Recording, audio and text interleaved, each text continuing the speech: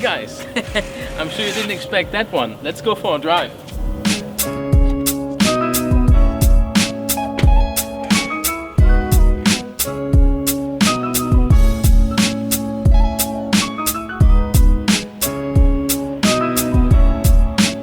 Yeah guys, that was already one of my most favorite features about the Tesla, the summon mode, but more about that later. Welcome to Groschi Automotive. My name is Kai and today I'm reviewing the Tesla Model S, in this case the 90D.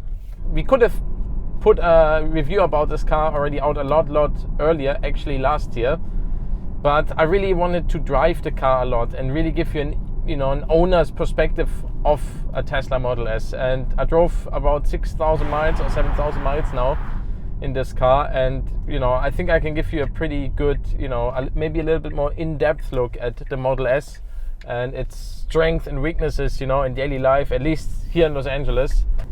And also guys, what's up with all the Tesla haters? I mean, come on, there's just so much hate. I mean, I get you petrolheads guys, I understand. I'm one myself.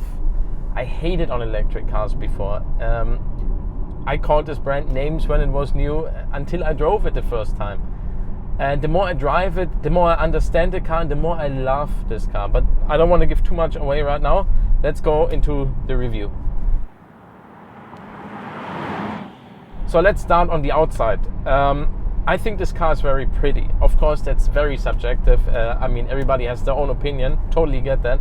But what Tesla did get right, in my opinion, it's an electric car that doesn't look like it's a freaking spaceship. It's not like a BMW i8 or i3, because that can go either way. It can be amazing like the i8, or it can be not so amazing like the BMW i3. Another thing that's very impressive about the exterior design of the Model S is actually its drag coefficient. It's a very sleek car. It has a drag coefficient of just 0.24. Compare that with the BMW i8, which looks like it just glides through air, but it actually has a drag coefficient of 0.26. Another car that recently beat the Tesla's drag coefficient is the new Audi A4 with a drag coefficient of 0.23. Some of you might have noticed this is the pre-facelift version. The facelift came out actually 2 weeks after this car was delivered, which is quite a shame. But that's how it goes sometimes. The new facelift version isn't very different though. I mean, it only has some new exterior parts, a new light, new front fascia, very subtle changes, and it has a center console now here in the middle, new seats. But other than that, not a lot has changed. But then after a couple of months, I would say, of the new car, they rolled out the new Autopilot system, Autopilot Generation 2. So that comes with 3 cameras. It's supposed to be even better, of course, because it has 3 instead of just 1 camera. The new car also has the option of a full autonomous autopilot with 8 cameras. That system with 8 cameras and a lot more new sensors is supposed to be able to drive completely autonomous as soon as it's legal, they say. So that would be quite interesting. They really tell you enter your destination and the car will take you there. I'm a little bit skeptical about that. I don't think the car is quite ready yet. I mean, there's so much to think about when you let a car drive fully autonomous. I don't think Tesla is quite there yet, but it's a nice way, to think about the future. And that's one of the great things about the Tesla.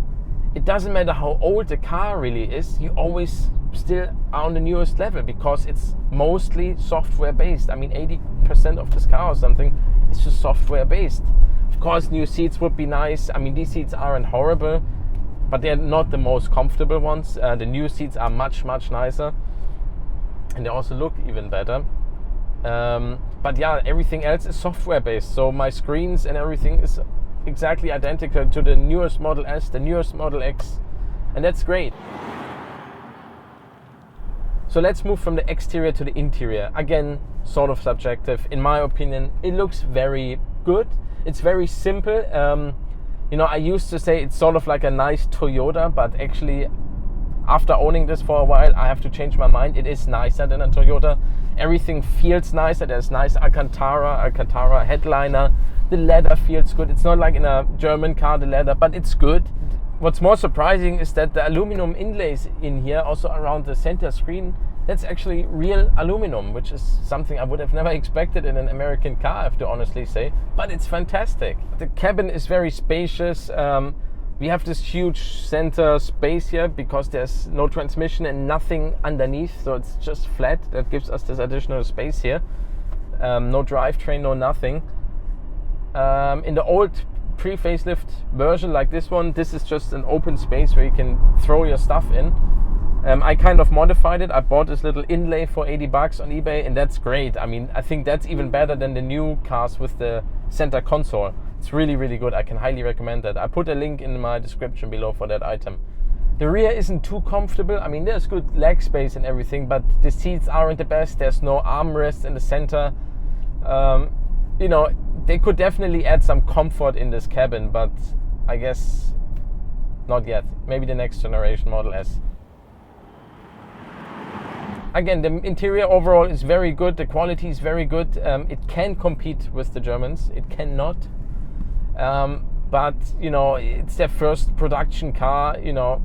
So for that, it's unbelievable. You can tell that Elon Musk is a perfectionist and that he knows cars. And, you know, I remember watching this video of him getting a McLaren F1 back in the day after he sold PayPal, I believe. And you can tell he loves cars. I mean, he crashed that car later, but he's a car guy. But yeah, in terms of quality, there's still some, you know, noises in here. Like if I put my arm here, it's not so bad today, but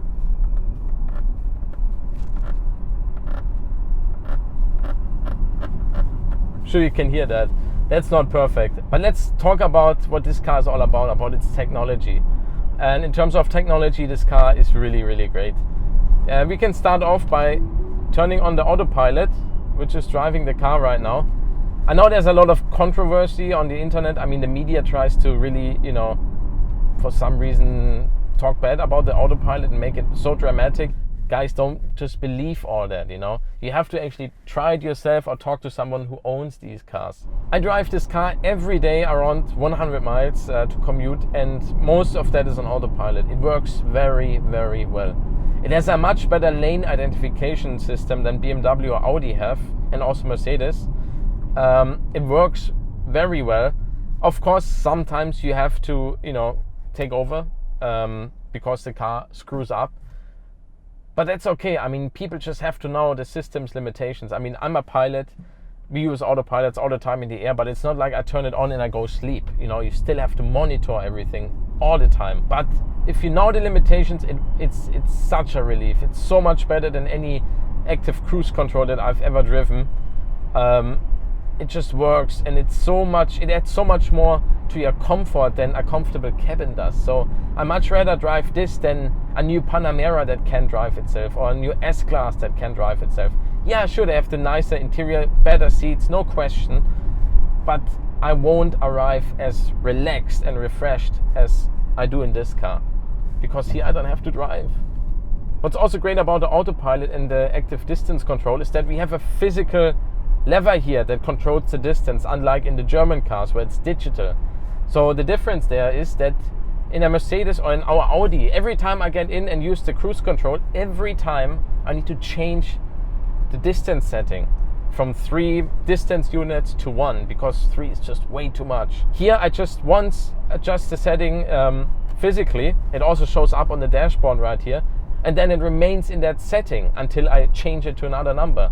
So of course the Autopilot has still some issues. For example, in traffic, sometimes it accelerates and brakes a little bit too hard for my taste.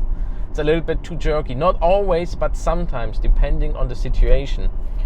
But then again, I've never driven a system that's really as smooth as I am in traffic. The Audis is pretty good, but sometimes it also screws up and accelerates way too hard and the traffic is already standing again. But yeah, I mean, Tesla, you know, rolls out software updates all the time to make it better, and I think over time it will be really, really smooth as well.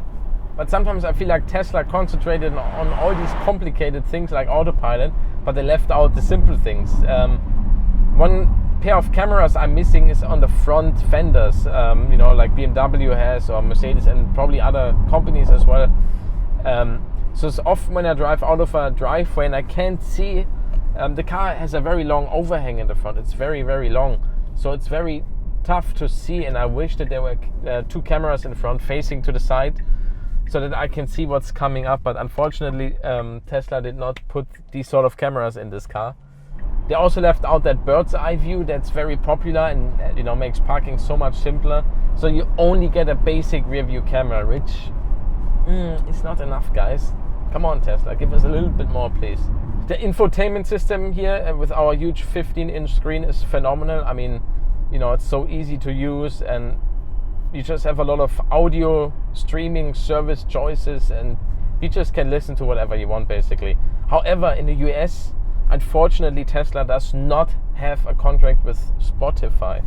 It's some other streaming service. We have TuneIn, and then some other service which sucks pretty much. It's by far not as good as Spotify.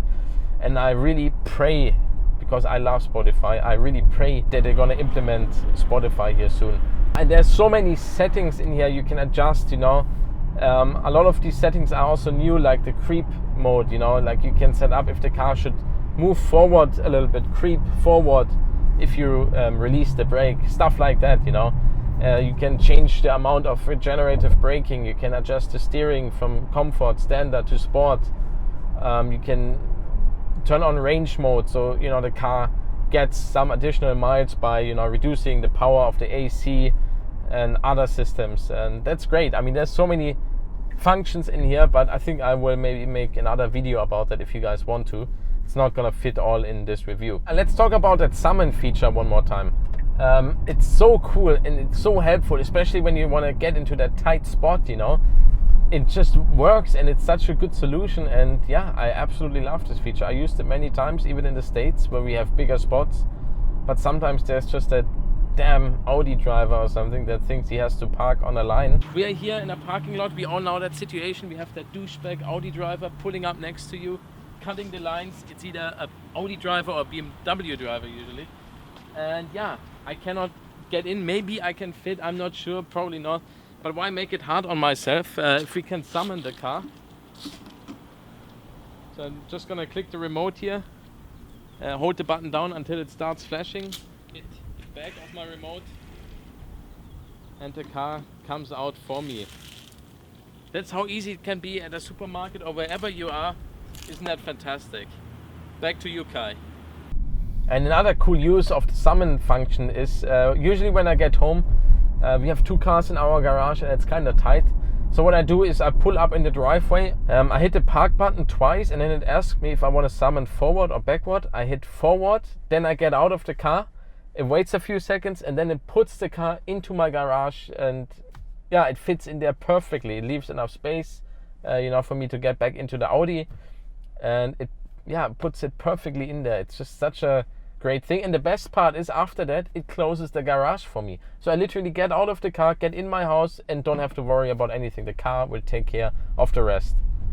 Yeah, the Germans are afraid of this car, I tell you that. I mean, they used to be very cocky about it and, you know, laughed about Tesla. But I remember sometime last year I checked, and in one of the quarters last year, I think the first quarter of last year, Tesla sold more Model S than BMW did 7 Series and Mercedes S-Classes together in the United States. Think about that. Now a lot of you will say, but Kai, I want to drive myself and I want engine sound and all that stuff.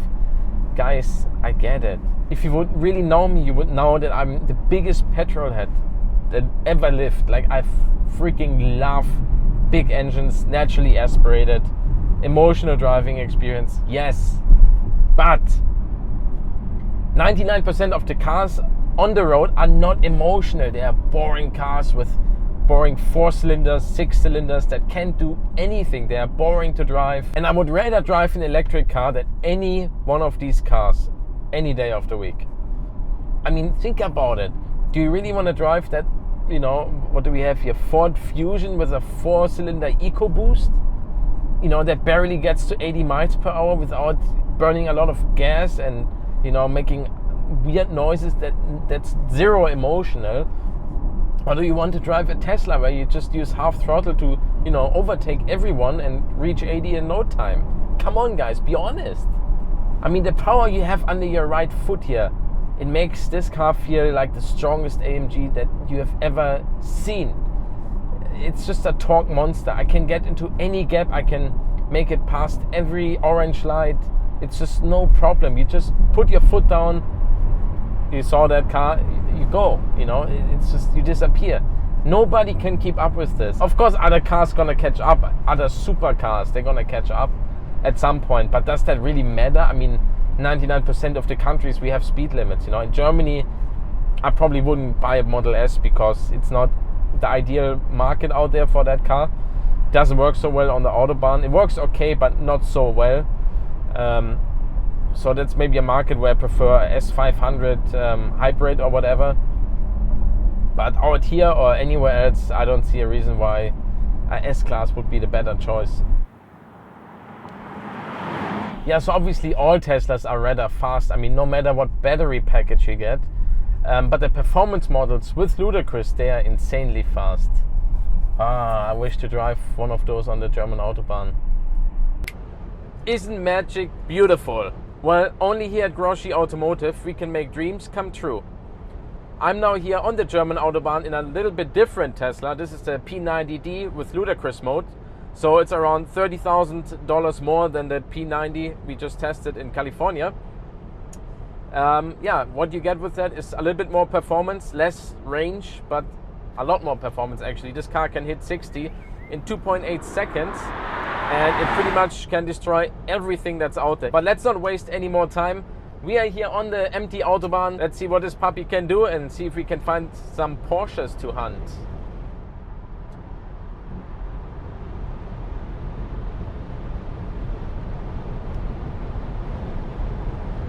$200, no problem. 220 in the turn, 230, and we got traffic ahead. I have to brake very hard in the turn. Car feels okay. 190, 200 again. Let's lift off the throttle here again for traffic. 200 is no problem for this car. It's 125 miles per hour.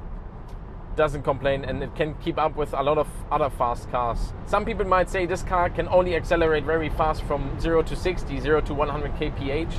But no, don't get fooled. This car accelerates up all the way to 200, 125 miles per hour, 200 kilometers per hour very, very quickly. I have to say, even in high speed, the Tesla works fantastically. I mean, it has been engineered in the States, so, you know, it's not made for high speed, but it works fine. It feels okay. The steering, I mean, I don't have a lot of feel, but it works. And we are at 155 miles per hour right now. 252 kph. Like nothing. Very quickly, no problem for this car. And it's very comfortable as well. It's a little bit louder in here now. The wind noise is pretty loud. This car is not made for these fast speeds, but it works fine. One problem I have though with this car on the German Autobahn, the brakes are not very good. I don't know if it's only this test car here in particular, but when I brake harder from high speeds, there's some vibration. It might be an imbalance somewhere, it might be a bad brake pad, I'm not quite sure. A lot of people are of course asking me, Kai, what about the range if you drive like this? Well, obviously the range goes to shit. I mean, you definitely cut the range immensely by driving full speed flat out on the Autobahn. Again, it's not what the car is made for. It can perform like that, but you know, it's not recommended to drive like this. I think the Tesla overall works better in Southern California because everybody's going the same direction at around the same speed. So using Autopilot and stuff is a lot more comfortable than here, because here there's a huge speed difference between the right lane and the left lane, and we only have 2 lanes in many states. So that's quite annoying that you always have to change speed, because the Autopilot and cruise control only go to 150 kilometers per hour, which is around 90 miles per hour. In the right lane I will always be too fast, in the left lane I'm too slow 70% of the time for the other traffic. So you have to change lanes quite a lot, and then the overall experience is a little bit suffering because of that, because you can't relax as much. I can't just turn it on and let the car drive for an hour or two like I can in the States. Now, unless you're regularly drag racing Nissan GTRs and Porsche Turbos, I don't I don't recommend getting the P90D with ludicrous mode. I think the 90D is plenty enough. It has even more range. It's also very quick. And yeah, it's just enough and costs 30 grand less than the P90D with ludicrous mode. Well, now that we have shown how fast this P90D can go here in Germany on the Autobahn, I think it's time to go back to sunny California. Yeah, and there we are, back in sunny Southern California. I wish everything in life would be that easy. What I also love about this car is the navigation system. I mean, it works very much like on your Apple iPhone. You push the button here to navigate, you put in a name of a restaurant or a gas station or a cafe or just a normal address. You just type it in and, Google Maps finds it. It's that easy. The only thing I don't like about the navigation is that the navigation itself is provided by Tesla, I believe, and not Google. So it doesn't choose like the best routes like Google does. And the other issue I have is that you can't choose alternative routes. I wish they would do something like Audi does, where it provides you with 3 different routes at the beginning, and also that you can, drag your route to where you want to go. And another nice thing would be multi-stop destinations. If I can add multiple stops on my way to alter the route as well. So those are things Tesla definitely has to put in this car very soon, in my opinion. But let's talk a little bit about how the car drives and how it feels. Now, as I mentioned earlier, the instant throttle response is just phenomenal. It drives like the most powerful AMG you can imagine. It has just torque at any time you need it. The steering in here is okay, it's decent. I mean, it's a luxury car in the first place, so what do you expect? And it's electric, it's a little bit dead around the center. That's maybe the only thing I would criticize. It's a little bit too dead around center, but then, once you load it up, it feels okay and direct. I always have the steering in the comfort setting. The normal setting is also okay, but the sport is undrivable. It's so artificially heavy, it's crazy. But when you drive this car, you definitely don't feel that this thing weighs 2.5 tons. That's mostly thanks to the low center of gravity, since all the battery packs are underneath here in the floor of the car. And that's very, very nice. Like, you can go around turns pretty quickly. There's not a lot of roll movement in this car, which is great. What's also cool about this car is the regenerative braking. So I barely touch the brake pedal, and that's why you barely get any brake dust and barely any brake maintenance as well, because you almost never brake and you always have assisted braking by the generator. That also makes you feel so much better when you always have to go from traffic light to traffic light to traffic light. In a gasoline car, I always feel bad. I'm angry because I'm thinking about my brake pads, I'm thinking about the brake dust, and I think about the added fuel consumption every time I have to accelerate again. Here you don't have that feeling. You just stop the car and you go again, and it's all good. Also, you don't have to deal with some annoying start-stop automatic, which usually always adds to the time where you can accelerate. I know it from the Audi very well. There's always a delay, and then the guys behind you are wondering why you're not driving, but it takes time until the engine is on, the transmission is ready to go, the DCT has to let the clutch come and everything. You don't have any of that here. You push the throttle and you drive. You're always the first off the line. But it's good that you have the generator braking most of the time, because the brake feel in here is not so great. I mean, there's no feedback, the load is not good, and really the brakes are not good. So in summary, I think the Tesla Model S is a great success. It's a great car. It's not perfect. And of course you can make arguments that, whatever, S-Class is better, 7 Series is better, anything, because each of the models has their strengths and weaknesses. So I would like to conclude this review by saying it's really unfortunate that there's so much misinformation and so much hate about Tesla on the internet, because it's totally unjustified. It's one of the safest cars on the road, unlike other people say sometimes. I don't know how eco-friendly it is, but on this channel we are not discussing if something is eco-friendly or not, because frankly I don't give a crap. But it's in my opinion, I've driven a lot of cars, really a lot of cars in my life, and I like high-performance sports cars a lot.